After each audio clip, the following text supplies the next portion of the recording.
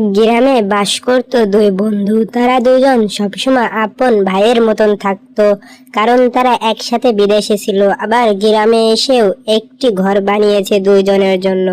দুইজন ডিসাইড করলো তারা একদিন পাশের গ্রামে যাবে ঘুরতে, সেটি বলে একটি ভৌতিক গ্রাম। তারা বিকেলবেলা, হ্যাঁ বন্ধু, আমরা তো সবাই রেডি, তাহলে চল বন্ধু, বাইরেই পড়ি, ও আমার মাইরে। হ্যাঁ বন্ধু চল, নাইলে যে আবার দেরি হয়ে যাবে, ফিরতে পারবো না। বন্ধু এইটাই তো সেই গ্রামের রাস্তা মনে হচ্ছে, ও আমার মাইরে, এটাই সেই রাস্তা। বন্ধু এই দেখ, আমরা দেখতে দেখতে গ্রামে চলে এসেছি, দেখছিস ও আমার মাইরে। তারা দুইজন সেই গ্রামে পৌঁছে খুব ক্লান্ত হয়ে গেল। হঠাৎ এক বাড়ির সামনে যে একটি চেয়ার পাতা ছিল, সেখানে তারা বসে পড়লো, কিন্তু তারা খেয়াল করলো না সেই চেয়ারের কোনো পায়া ছিল না।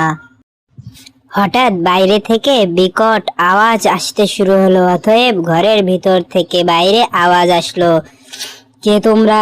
চলে যাও, থেকো না এখানে, থেকো না এখানে, তোমাদের বিপদ। মাথায় ঘোমটা দেয়া লোকটি বলল, বাইরে এসো, কে তুমি? এই গ্রামে তোমার কি কি চাই তোমার? তুমি এই ঘরের ভিতরে কেন থাকো? কি হে মানব জাতি, আমার বিষয়ে তোদের ভাবতে হবে না। তোদের এখনো আমি আরেকবার চান্স দিচ্ছি। একজন তো পালিয়েছে, তুইও চলে যা, না হলে বাঁচতে পারবি না। হা হা। আমার বাঁচা মরা নিয়ে তোর চিন্তা করতে হবে না। তুই তো মনে হয় আমাকে বলতে ভুলে গিয়েছিস যে আমি কে, আমার পরিচয়টা কি তোকে কি বলতে হবে? কি রে, তোর গার ভিতরে এখনো জ্বালা ওঠে নাই না কি রে? কে আপনি? কি করেছো? আমার পুরো গা হাত পা পড়ে গেল। আমাকে নিস্তার দাও, আমি এই গ্রামে থাকবো না। আমাকে না না না, তোকে তো ছাড়া যাবে না, তুই তো বেয়াদবি করেছিস আমার সাথে, তোকে ছাড়বো না। মাপ চাই, আর কোনোদিনও বেয়াদবি করবো না। কিন্তু আপনার পরিচয়টা কি প্লিজ বলবেন?